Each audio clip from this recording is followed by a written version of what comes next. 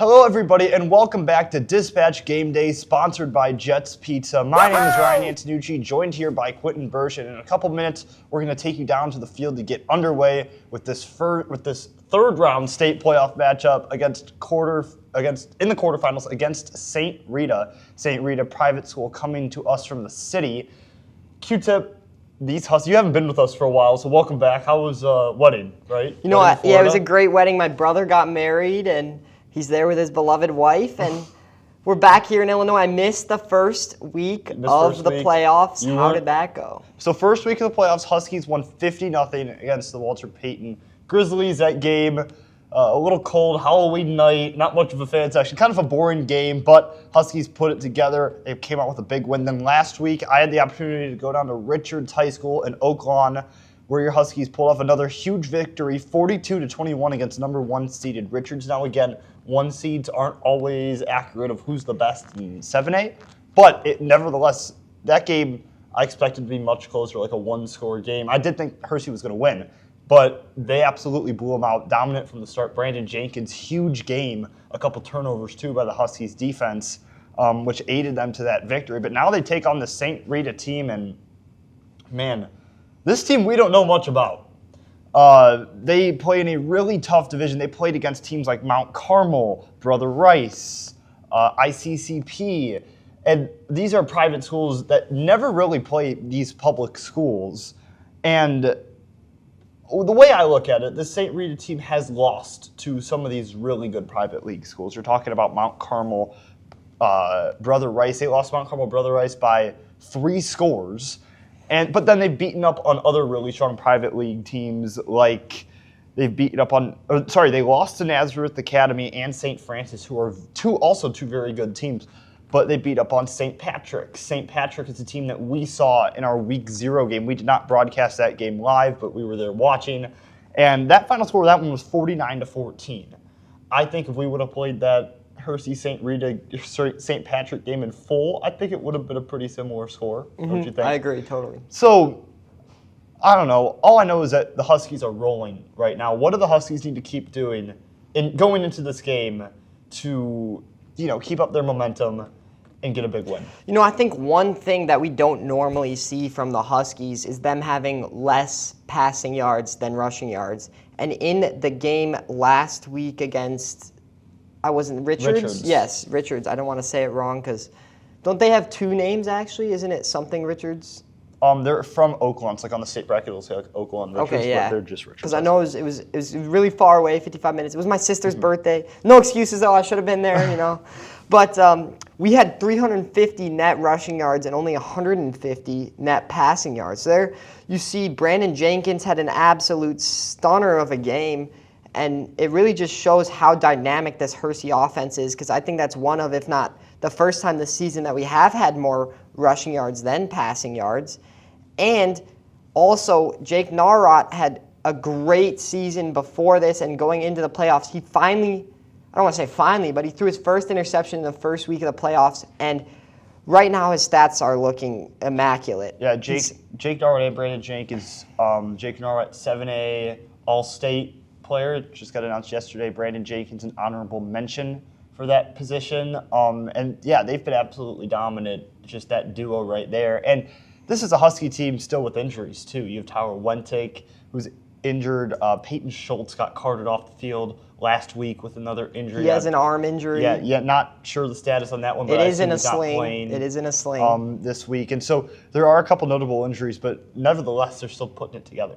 Yeah, one thing I want to point out though is coming into these playoffs, Jenkins has 1,431 rushing yards with an 83-yard touchdown was his longest for 20 touchdowns on the season. Jake Narrott has 8 rushing touchdowns with 37 touchdown passes, 2,751 yards with a 71 completion percentage. Yeah. That is absurd coming to end this season at 235 attempts. If you're completing 71% of those, you are putting up absurd stats. I believe Narrott is 3rd in the state right now out of all QBs, and this really just shows how dominant this Husky team has been this season. Yeah, and also just to keep going on this Husky wagon, so to say, Brandon Jenkins and Jake Norwet just set records for Hersey against the Walter Payton last week. We announced that during our broadcast, but a quick congratulations to those two setting a school record. All right, let's shift momentum a little bit to the St. Rita team. They're backed by quarterback Stephen Armbruster. He's an extremely experienced quarterback and has made numerous big plays against these top teams in the private league division. And they're just coming off a win against Lincoln Way Central. They beat them by 3. What do you think Hersey's weak point is that St. Rita will have to look to attack in this one? I'm not entirely sure when you bring up Hersey's weak points. I'm not trying to get flamed on any of these, but normally I think at the beginning of the season we both could have agreed that the running game was really weak on our defense. But we also both conceded it's gotten so much better. That's what I was going to point out. Last week against Richards, they had 220 rushing yards and they had 220 passing yards. So it really comes down to almost which offense is going to be more dominant. I feel like our defense has sort of been able to lock in. They're really playing a lot more consistent now. They know who's playing where and who's playing when. And I think they've just been able to crash the pocket a lot more as well. And historically, these private league teams just heavy run teams. They keep the ball on the ground. They love to run the ball. And, if that's what they're going to roll with, though I think Hersey's run defense has looked very strong. Richards had a very good running back last week. I think if they're able to stop the run once again, they could definitely come out with the win here. I originally, when we did our bracket breakdown, I had Hersey losing to St. Rita.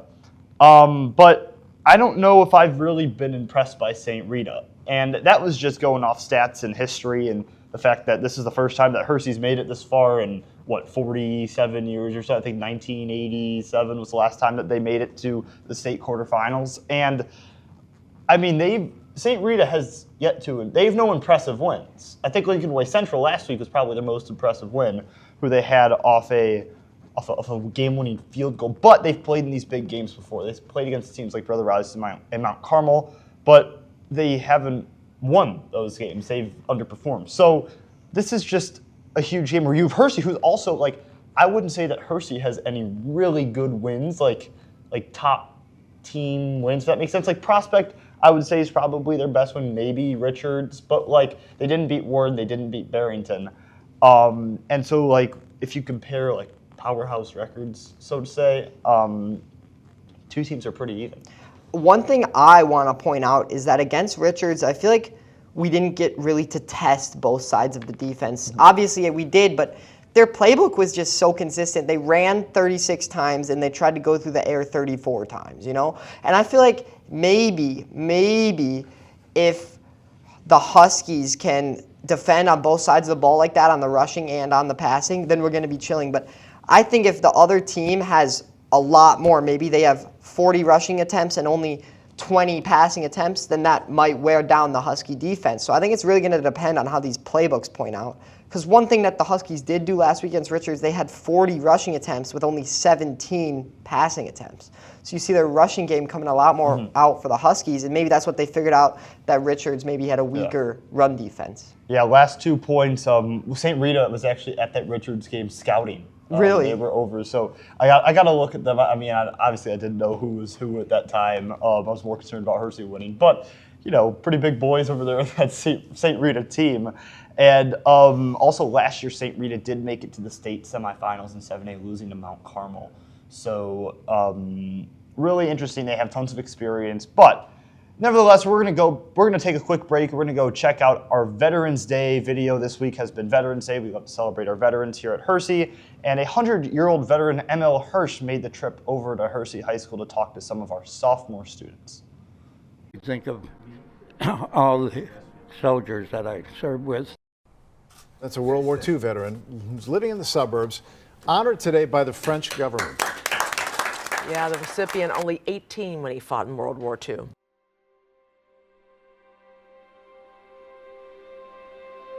My name is Emil Hirsch.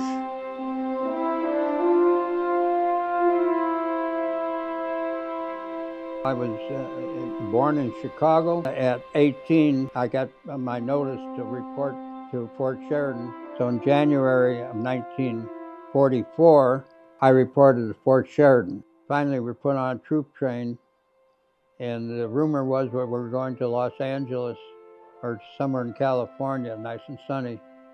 So when we arrived at our destination, there was all snow on the ground. I got off and it turned out to be Indiantown Gap, Pennsylvania. On D-Day, we were actually in reserve, and we could get to Indiantown Gap, Pennsylvania, to the battlefield in about a week over the Atlantic Ocean, which was, of course, filled with German submarines. We were brought to Boston and got on a luxury liner of pre-World War and crossed the Atlantic Ocean and landed in Liverpool. And from Liverpool, crossed the English Channel, and we landed in Omaha Beach. But Omaha Beach had taken June 6th. And so it turned out that General Patton had taken Paris and had gone all the way to a city called Metz. And Metz was a traditional city for 2,000 years between Germany and France. And it was about 15 to 20 miles of roadway, but it was mountainous and hilly territory. Metz had been never taken by storm except 2,000 years before. We had to take Metz by storm. So my activity was to go from foxhole to foxhole, maybe carrying something, but to show activity. But you got to be careful you don't linger too long, because they had high-powered German snipers trying to kill you. All I had to do was hold, and so that try not to have them suspect that we're going to attack the next day. They did attack very early the next morning, and at that point, after they attacked, then I came back, and that's where I earned the Combat Infantryman badge, and also the Bronze Star Medal. The anti-tank company stormed the forts, and what happened was we did take the forts at tremendous casualty. That night, we were withdrawn because we had to relieve troops for the Bulge. The Battle of the Bulge was going on. The Germans had launched it. So Patton had said that he could get in 24 hours, and we were part of the group, and I was part of the group that went to relieve Bastogne. When we got to the Bulge area, that the stench of death was everywhere. And everybody knows about the Bulge. I don't have to tell you about the Bulge. We were part of the Patton relief team to immediately be able to turn around in 24 hours and start sending, in our case, an anti-tank to stop any tanks coming. In the anti-tank company was assigned a small town, a river town called St in Holland, in the Netherlands. And so we were there, and I was on guard duty again at the front of our command center. And a young man rides up on a bicycle, comes up to me and says, are you Juden? Meaning, are you Jewish? I said, yes, I am. He said, could you come with me? He wants to show me. It turned out he was the leader of the Dutch underground. They saved 250 Jewish children. And you had 250 different Catholic families taking these children and getting them false papers. After all this, we were eventually assigned to the British Second Army. It so happened that as we were driving and we come to a huge complex, and the gates open and out pour these skeletons, literally like Halloween skeletons, human beings. One of the skeletons, and he's talking to me, and it turns out it was a Russian prisoner of war camp. This was now in 1945. Germany had surrendered. My time on the battlefield was about 180 days, actually, on the battle line. And I was one of the fortunate ones who didn't get wounded. So I did get what was called trench foot, which was because you can't change your shoes or socks for days or weeks. Shortly thereafter, because we were down designated, we were experienced troop, a division, we were at full strength, and we were designated to lead the attack on Japan. Beginning of August, I reported back for duty and was assigned to a troop train to take us to Camp Shelby, Mississippi, which was to be the assembly point for the attack on Japan. And on the troop train, there was a newsboy there, and he had the big headlines. It was like maybe August 6th or whatever it was. It says, atom bomb dropped. We didn't know what an atom bomb was. But shortly after that, Japan surrendered.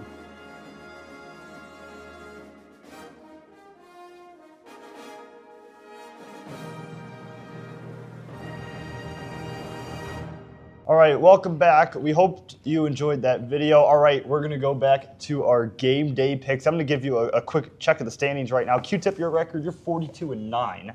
I'm 43-8. Will last week was 7-0. And right now, this is a big week. This is probably our last week of picks. We probably won't get another broadcast even if we go to the state championship. But it's all on the line here. This is it. I think we should do like a I don't know. This is like just an Instagram post, like nerve-wracking. who won. Yeah, this well, is because nerve-wracking. now it's gotten to the point where the games are like so good. Like before, like okay, you always had to hear Niles North, like Wheeling game. Like someone could legitimately go 0-8 this week, because I think in the past 3 weeks, I've really just thrown the game here. I kept Yeah, you taking have been picks throwing that the are just game. like for fun, like, oh, I'm gonna take this pick because I think it's gonna be risky and it didn't work out once. And I've just been throwing the game, and I'm regretting my decisions here. I had the You let me come back. the win by 2 picks, and then I just kept taking bad picks. If I followed Ryan for every single pick, I would have won. Well, don't do that. Make it fun. But we See, have some legitimate back and forth games here. I was trying to make it fun, and it was a little risky, and now I'm down by 1. All right, 6 games here. There are 3 MSL teams left. One of them is the Huskies, other 2 Barrington and Fremd. So they still play. We're going to break down those games, and then we're going to do the other 3 quarterfinal games in 7A. All right, first game, number 2 Barrington versus number 23 Lockport. Barrington, we saw them earlier in the year. They've looked very good, and they just continue to roll. They beat Fremd in the regular season, and Fremd just beat number 10 ranked Lions by 20 points. And Barrington beat Fremd by 20 points. So Barrington might be one of the top teams in the state right now. It's hard to look at it that way. They dominated Elgin. They beat them 72-13. Last week, Glenbrook South beat them 38-20. But don't sleep on this Lockport team. What do we have, Q-Tip? I've got Barrington winning here. They've just looked so dominant this season, and I just don't know enough about this Lockport team to put them up against Barrington. I just don't know enough. Lockport is in the same league as teams like Lincoln Way East, who's been very strong. They beat Sandburg, a team that beat Lincoln Way East. But I just think Barrington's been so strong this year. They are traveling to Lockport for this game, but I think the Broncos are going to take this one. I do think it's going to be a good game, but I'm sending the Broncos to the state semifinals. All right, next game, number 4 Fremd versus number 12 Bolingbrook. We were just taking a look at Bolingbrook's games. They just came off a win against Warren Township. They beat them by a touchdown. Fremd, we already mentioned, beat Lions. Who do we have, Q-Tip? I've always compared Barrington and Warren, and I kind of thought they were at the same level together. And Different types of teams, but yeah. I always thought they were really just at the same level there together. And the fact that Bolingbrook was able to beat Warren and Barrington beat Fremd, if you know what I'm saying, I think Bolingbrook is going to take it against Fremd. I think it's going to be one of, if not the closest game this week. And I think Bolingbrook's going to come home with this one. Yeah, I don't really like Fremd this year, as I've been watching them. I always thought they were a little overrated. They were the first team of any MSL team to make the top 10 rankings. And I've never really, I know they had a really good year last year, but I haven't been impressed, so to say. But they just had a huge statement win last week against Lions Township. And this week they're playing a Bolingbrook team. Yes, they did just beat Warren. But I feel like Warren is a beatable team if you have the right, if you match up well against them. right? Like, if you have a really good If you run could defense stop and Aaron a really Stewart. good run defense, like their defense wasn't that good. What we score like 40 points or something. Can I point something out real Yeah, quick? yeah. Aaron Stewart has more rushing yards this season than Jake Nara Yeah. does have passing yards. He has Brandon Jenkins across his 4 years set a school record with his rushing yards, like career rushing yards. and- Aaron Stewart beat that number in a single season. And Jake Nara just set the single season passing yards, and Aaron Stewart has more rushing yards. Aaron Stewart has over 40 rushing touchdowns this season. Yeah, that's why they call him 5-star Stu. I cannot believe that. He's got his own merch, guys. This does? is absurd. Well, I mean, when you're going D1 for wrestling and football, like, and I heard he's the favorite to win his wrestling weight class. We should probably stop the glaze. I know we're going to get hated for this, but I don't think we've ever seen these stats in Illinois. Yeah, it's absurd across the from Aaron country. Stewart. Across the country. Yes, it's crazy. I'm very curious, like, to follow his career, see where he goes. Because I heard a lot of people doubting on him in college, saying he's small, like he's not going to get there. He is small, but he he's can going to U truck. of I. U of I is having a very strong program. Is it the type of thing like if I turn on Fox in 2 years, like Aaron Stewart's the rusher? I don't know. It could be. Anyway, we'll get back to this. But I again, not knowing much about Bolingbrook, but I think they match up well, probably against Warren Township. That's what allowed them to beat them. But I don't know how good of a team Bolingbrook is. And I never thought that Warren was a good team either. They just have a good player. So I'm going to take Fremd in this one. That is a road game, though, for Fremd. So both MSL West teams with tough matchups here. All right, let's get to 7A now. St. Charles North versus Brother Rice. This is the number 3 versus the number 6. St. Charles North destroyed my bracket last week. They just beat Carmel Catholic, Trey Taylor, and that unbelievable Carmel Catholic. Trey Taylor, the number 1 quarterback in the state, got destroyed by St. Charles Well, it was North. a close game, 26-23. But I don't know, maybe that Carmel Catholic team is the same as this Warren team, right? Where they just have the quarterback and not much of a team around him. But that was a huge upset. St. Charles North also beat Batavia, so they've loved to play spoiler here this season, and they have a potential to spoil Brother Rice's season. Brother Rice, a team who beat St. Rita by 18, did lose by, I believe, 16 to Mount Carmel. But I'm curious what you have, Q-Sub. This is just... I don't think anybody expected St. Charles North to be up here, especially beating Batavia. If you go back 2 weeks, you look at the bracket that Foster and Ryan did. I think they had Batavia going to the quarterfinals and beating Brother Rice. So I'm just a little confused here. St. Charles North is blowing up my head right now. Like, what is this team? How have they accomplished this? But Brother Rice also just looks like such a strong team that will they blunder? And I think you could have said that about Batavia, though. Oh, Batavia's winning against Charles North. They got lucky against Carmel. Carmel has the one good quarterback, but Batavia was looking strong. And this St. Charles North is just such like a mishap. I don't know anything about them. I don't know how they've gone this far. And they're just looking so strong. So, you know what? I said I make dumb decisions all the time on these. I'm making risky plays, but I'm going to take probably one of my riskiest plays this season. I'm taking St. Charles North. Yeah, but I don't think that's a risky play, though. I think that could legitimately happen. We just don't know much about It's really them. hard to size up private schools against public schools, especially when they don't play across each other that much. Mount Carmel, we know Mount Carmel's good. There's no deliberation in that. But if a 17 or whatever point loss to Mount Carmel, is that equal with like a powerhouse public school? So I don't know. But I think I'm going to take Brother Rice in this one just because I like to be traditional. And I think that they are the better team. But in the end, we just don't have much, I'm always affiliation down with for a that. good underdog story. Yeah. Like I'm on the swing set, All right. Another 7A semifinal matchup, this time still in the bottom half of the bracket. Number 7, Lincoln Way West versus number 15, Downers Grove North. Downers Grove North, they beat Prospect week 1. Then they had a huge win against top-ranked Glenbard West. Glenbard West, I believe, was ranked number 2. And they're taking on this Lincoln Way West team who play in a difficult conference. They're down south. Again, don't know much about them.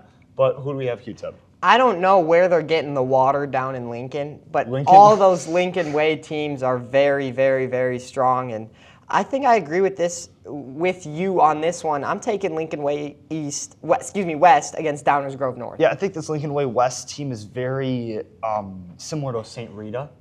And Downers Grove North, I think they're a really good team, but I don't know how good they are. They did beat Glenbard West, like huge, unbelievable, mind-blowing, but they played a really tight game against Prospect.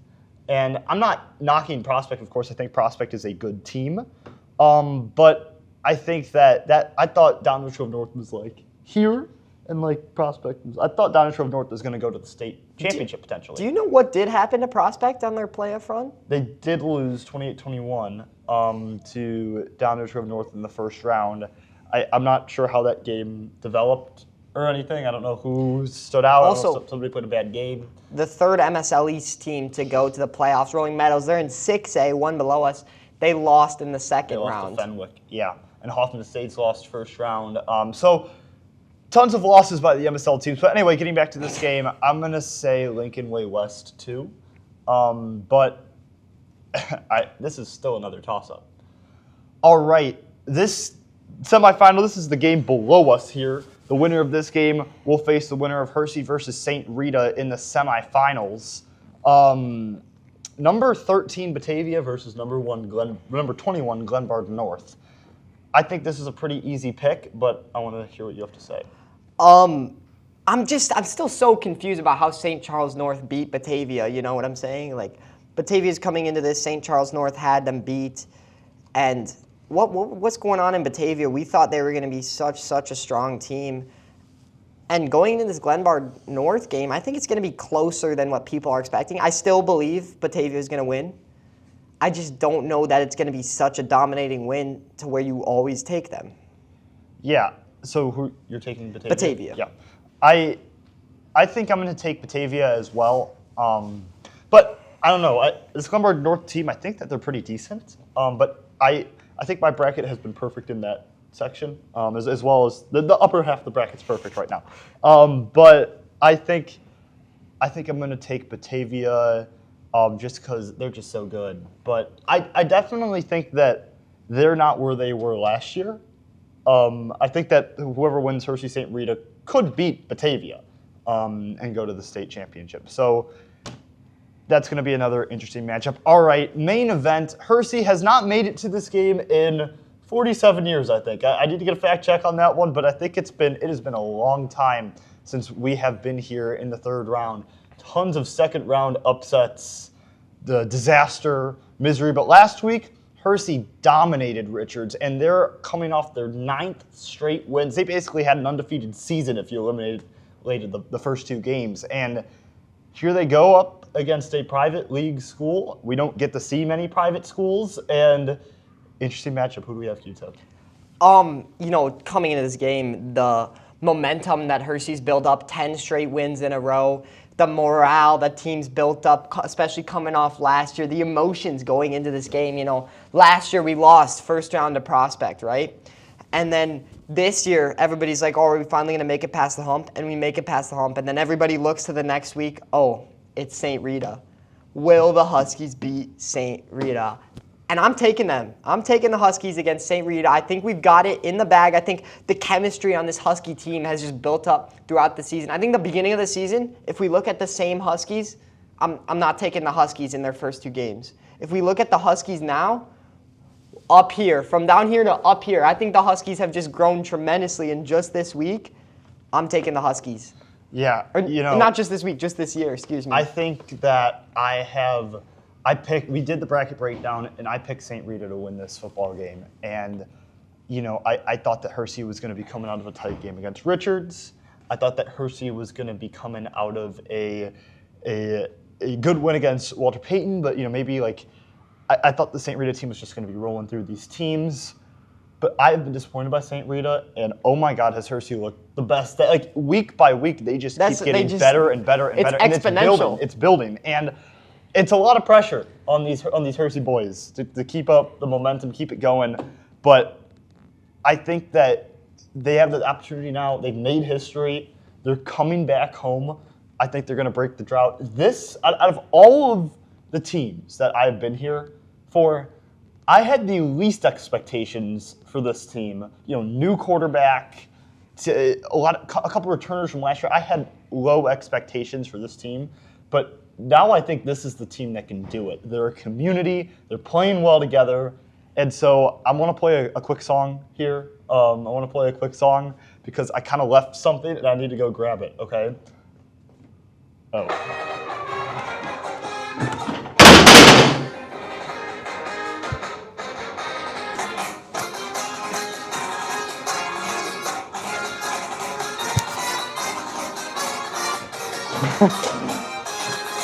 Go Huskies! Let's go!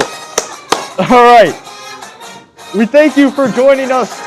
My name is Ryan Antonucci, joined here by Quentin Bursch. We're going to take you down to the field as we're about to get underway in the state quarterfinals 7A football. We'll see you over there.